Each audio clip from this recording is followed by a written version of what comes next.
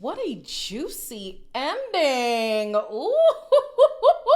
Dejan, you are not beating the allegations. And have y'all seen Dejan's brother? Hold on, let me introduce the video. Hello, everybody. Welcome back to my channel. My name is Queenie. For those who don't know me, reviewing Love Island Season 12, episodes 52 and 3? 52 and 53?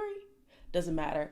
Dejan is being exposed not only by the producers, but also by his brother. And I love this. His brother is so duplicitous. They are all playing a game. Shakira and Tony, I knew there was something about them two, man. They're bad people.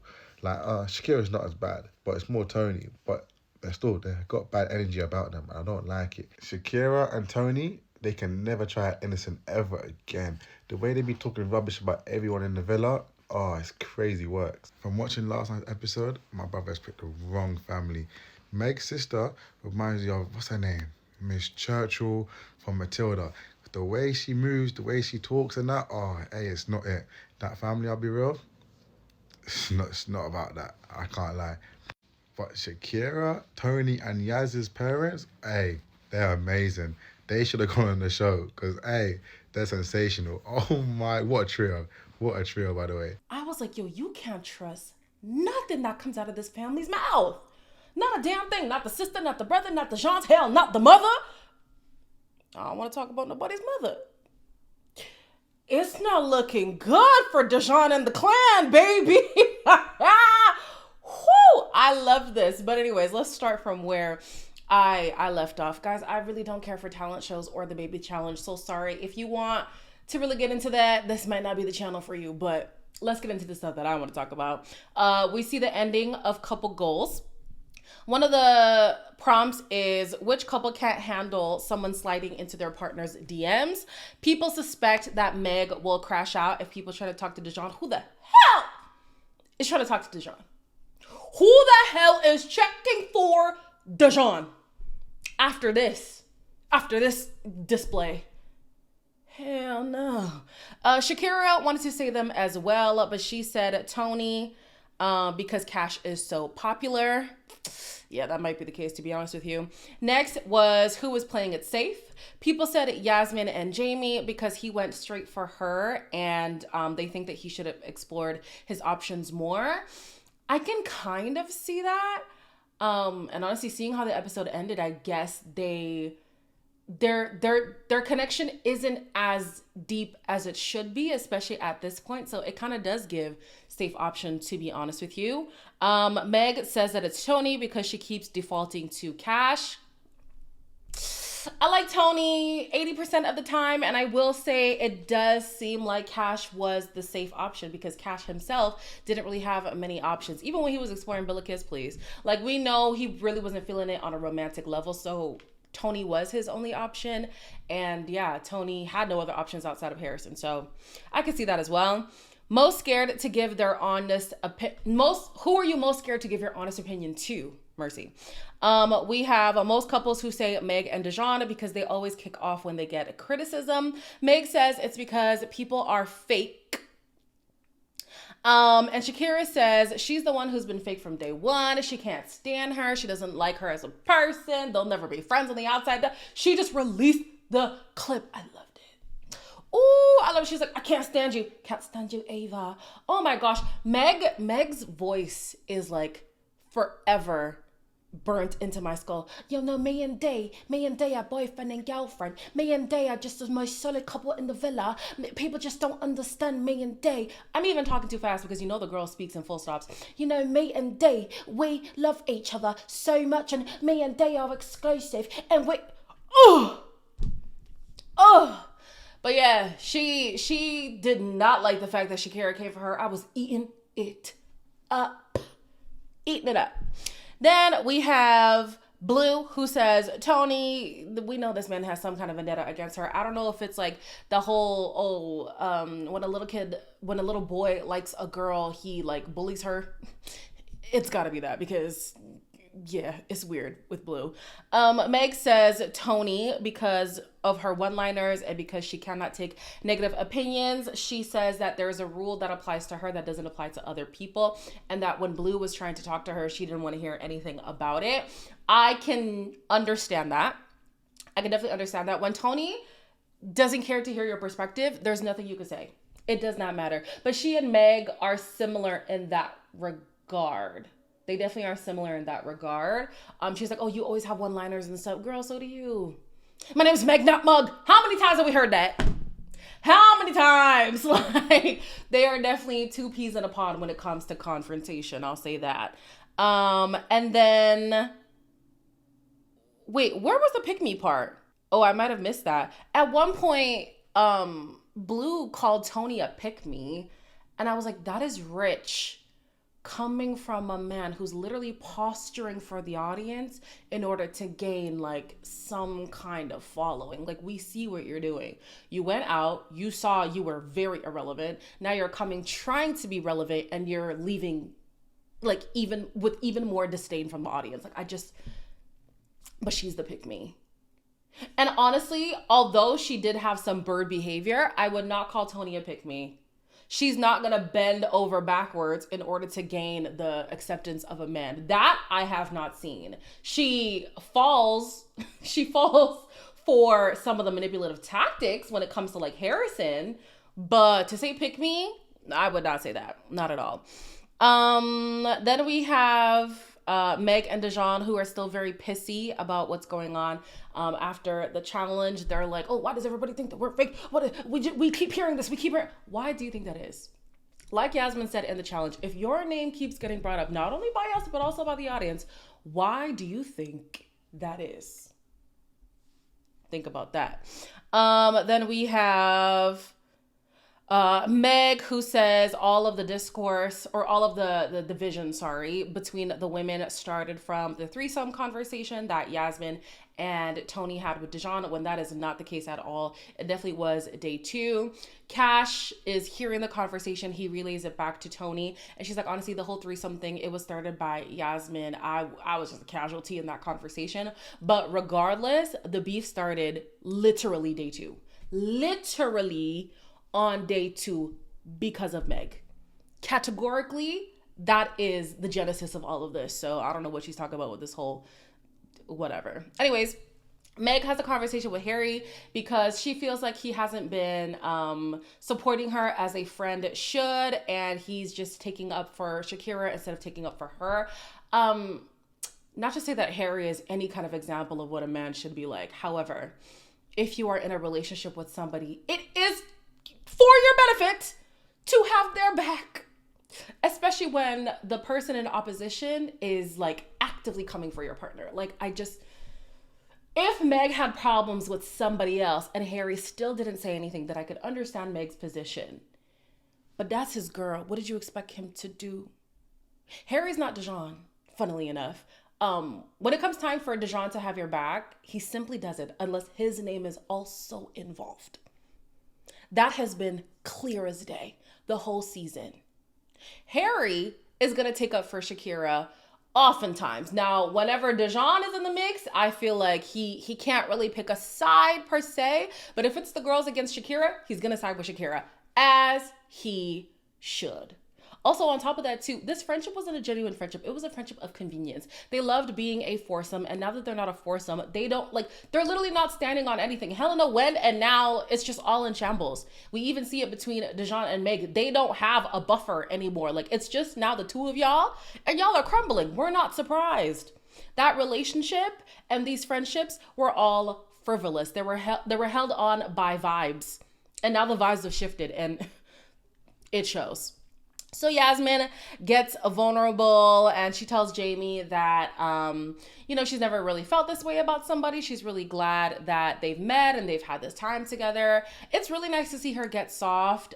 Even the family was like, I haven't seen her be this way with anybody. So you've definitely brought out another side of her. She's the one who proposes that they become exclusive, and he agrees. I do like that she kind of initiated it because it wasn't out of desperation. You know, sometimes when a girl is like, oh, let's just close off. Let's just put it. It's like, you're trying to latch on to this man knowing that you're probably losing him. But that wasn't the case in this scenario. Now, as the next episode came along, I said, ooh, that might have been premature for y'all because y'all have a lot more to talk about. But we'll get into that. We have Meg, who wonders why they didn't have a girls' day. And Megan is like, well, because there's a divide. Like, why would they send us all off to kill each other? Like, please. Then I think it was Helena. Helena was like, oh yeah, we even got more female bombshells than male bombshells. And Megan again is like, well, that's because Meg would always be popping off. And so they probably want to lean into the drama. You know what I'm saying? Meg did not like that. She did not like that at all. She's starting to feel a way about Megan, but what Megan said was true. We know Megan has some insight from the outside. She wants to make it seem like she's not getting involved because, oh, she hasn't been here for the drama. She doesn't want to get involved because she now knows who the majority of the audience sides with, and she doesn't want to be on the wrong side of history. We know that to be absolutely true. Then we have Dejan, who says that something has changed with Megan, right? Typically where she would have the girls back no matter what, she's now being more selective with when she pipes up. And this is where Blue decides to pipe up. He's like, yeah, Tony and Shakira are favored on the outside. I'm glad you know. Yeah, they're favored on the outside, and so Megan is probably not trying to get on the girl's bad side and stuff like that. And you could see Dejan's gears turning, like you could literally see it. Then here goes Blue. Oh yeah, and with Megan, she popped off when what was that guy's name? Oh my gosh, what was that man's name? Tommy was out at tape with Lucy or something like that. And he was like, oh yeah, she's going to pop off. It's going to be a big thing. Like, watch. And so here go Dejan and Harry trying to look out for their boy. And they have a conversation with Connor. And Connor is like, okay, well, like, I'll talk about it. Connor has learned. He's not just going to immediately take the word of the boys. He's going to go and talk to the girl that he's coupled up with. So Megan fessed up and she's like, yeah, I mean, I did feel away because this girl just said that I was a slapper or something like that. And then was like forcing their connection in my face. And so feelings aren't immediately going to die, number one. And number two, like, I'm very pissed off at like the overstimulation of everything going on right now. So yeah, I did pop off. I'll be honest with you. It wasn't a great night for me. But Connor, he knows he can't get mad. With the way that he's been moving in the villa, he knows he cannot get mad. And he's the same one who acknowledged that residual feelings can be there for people. Like, a connection is not just going to die immediately. So if she's saying, yeah, it took me a second to get over it, but now I am, he just has to eat that. And he acknowledged that it is convenient for the boys to bring this up when he is now like in a good place with Megan, because they always want to break up a couple whenever things are looking a little bit too good. Whenever they're threatening their spot in the villa, they want to go and say, oh, I'm just advising you, look out for your girl, Connor clocked it immediately, and I'm so glad that he did. Megan then has a conversation with Dejan, and Helena was just kind of sitting there, and then Meg joined in after. And basically, like, they were trying to call her out saying, oh, you've changed. And she's like, honestly, I haven't been here. Like, how am I going to insert myself in stuff that honestly doesn't involve me? I actually can kind of understand that, though, because having lived the show and then watching it and then coming back in, I'm sure she's like, okay, I can see how the audience would see certain things, but having lived it 24/7, there's a lot that we don't get to see. So her coming back in, she's probably like, yeah, there's probably validity in some of what, Tony, Shakira, and Yasmin are saying, but we didn't get to see it because I wasn't here to see it. So who am I to come and pipe up if I wasn't around? I actually understand it. I was side-eyeing Megan, but I do get it. Yeah, she gets emotional. The girls console her. Yeah, whatever, moving on. In the talent show, I'm going to breeze past it, guys. Dejan does a fitness class to fix the divide. Suspicious. Cash obviously did a dance. Meg spun plates. She actually did quite well. Send her to the circus. Then we have Blue, who was coaching Muay Thai. I don't know. He busts his ass, which gave me great joy. Then we have Yaz, who teaches everyone good posture. Ty and Angel did a magic show. Helena was a flight attendant with like a roast when she was giving the instructions for the upcoming flight. Honestly, the lines are really good. It's just her delivery sucked. I wish she was a little bit more performative with it, but she's just a bland woman. The lines were great. Obviously, that had to be a ghostwriter. I wish that she had better delivery. We have Connor and Megan. Okay, Connor and Megan, who sang Start of Something New. It was a little bit off at first, but once they got in the groove, I said, oh, they're quite decent. Connor is a better singer than I would have imagined he would be. Jamie basically did like a valedictorian speech, like, oh, class of 2025. It was cute. It was really nice. I think Megan got emotional. Harry was a clown. Very on brand. Shakira did a Disney sing-along, and Tony was a bottle girl. Then they read out the results of the public vote. The bottom couple was obviously Blue and Helena. No discussion. They are dumped. Thank you, Jesus Christ. Oh, I felt like there was even more levity once they left. Like, finally, we don't have Blue with his insistent annoyingness. And we don't have Helena just, like, sulking. Like, oh. Them leaving was the best to ever happen. There was a moment there where it kind of looked like she wanted to kiss Harry. I was like, well, odd. But anyways, she tells Harry to do right by Shakira. Yeah, I'm sorry. Shakira, I'd keep an eye on this girl. On the outside, don't let the girl be your friend, okay? All right. Then they do the baby challenge. Megan and Yasmin are immediately not here for the babies. They do not want to be moms. This is not their vibe whatsoever. Yaz even says that Jamie looks good as a single dad. Oh my gosh. Then we have Shakira. She's over the moon. We know when she said, oh, what would be your ideal situation with Harry? Oh, we run off into the sunset, get married, and have 2 kids. Hate that for my girl, but she's literally living her dream right now. Then we have Ty, who gets really sentimental with Angel. He says that he loves the connection that they're having. It's never been so smooth for him. He's always had to like force a connection. So for it to be going so well this quickly, he just really wants to lock it down. He wants them to be exclusive. She's happy. They kiss. Happy days. Meg teaches Dijon how to burp a baby. And then she says, I told you he was constipated. What? Oh, I told you he was constipated. What does burping have to do with? What does burping? Okay. Maybe I'm the dumb one. Okay. Then we have Yaz and Jamie who talk about kids. She says, absolutely not for her. Not in this lifetime, not in the past one, or the next one. It's like she does not want them at all. Jamie's like, I mean, it's not a complete deal breaker, but it's up there. It's definitely up there. What have these two been talking about for real? I like them together. I still am rooting for them to win, but like, what do y'all have? What substance is there between y'all? It doesn't seem like it's much, to be honest with you. Yeah, it's not looking good for these two at all. They play a game talking about how well everybody knows each other, which is perfect. This was the kind of drama that we needed. Just some things that like stuck out to me. Shakira loves Grey's Anatomy. You're my kind of girl. Meg's love language is acts of service, which Dijon got wrong, and so did Cash. But yeah, he did not like that. That's going to be a problem the entire evening. Mind you, that's the oh no.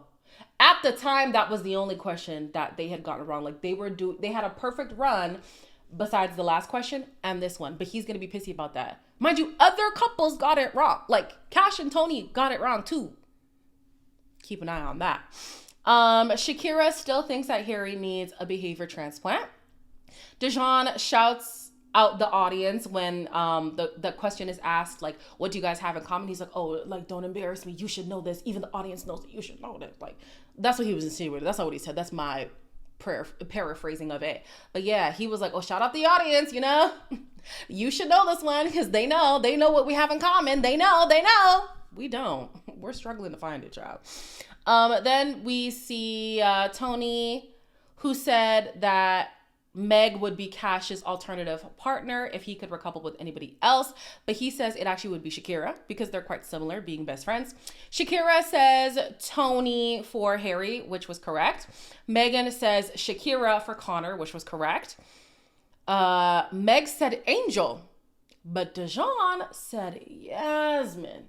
And he said, oh, this should be self-explanatory. We talked about this before. You should know. Everybody should know this. With the way that you've been acting towards Yasmin, I was shocked. And I was also shocked that the answer was the same for Yasmin. If she would recouple with anybody, it would be Dejan. I said, are y'all doing that same thing as Blue, where like you actually have a crush on somebody, but instead of just saying that, you act out? Like, is that what's going on? What is going on? Then we have Angel, who said Megan, but Ty said Shakira. Yasmin said Shakira, but Jamie said Megan. The winners of the game were Meg and Dejan and Shakira and Harry. Baby, after the game. Calamity, chaos, commotion, confusion. Jamie is upset with Yasmin because he thought that like them always going at each other was because like they genuinely just did not like each other. So he's like, yo, what is this about? She's like, yeah, I mean, the feelings that I had for him, they didn't like, it's not that she said that they didn't die, but she said their connection got derailed, basically. But if she could explore with anybody, it still would be him. Confused me, but okay. Then we have Dejan and Meg. This is where I was tempted to go pop some popcorn. I said, oh, this is cinema. This is cinema. Let me read what happened. Meg is confused because she's like, oh, why do you like the women who come for us? That's a good question, Meg. That actually is a good question. If you are continuing to have feelings for girls or care for girls who continuously attack your relationship, like, what is that about?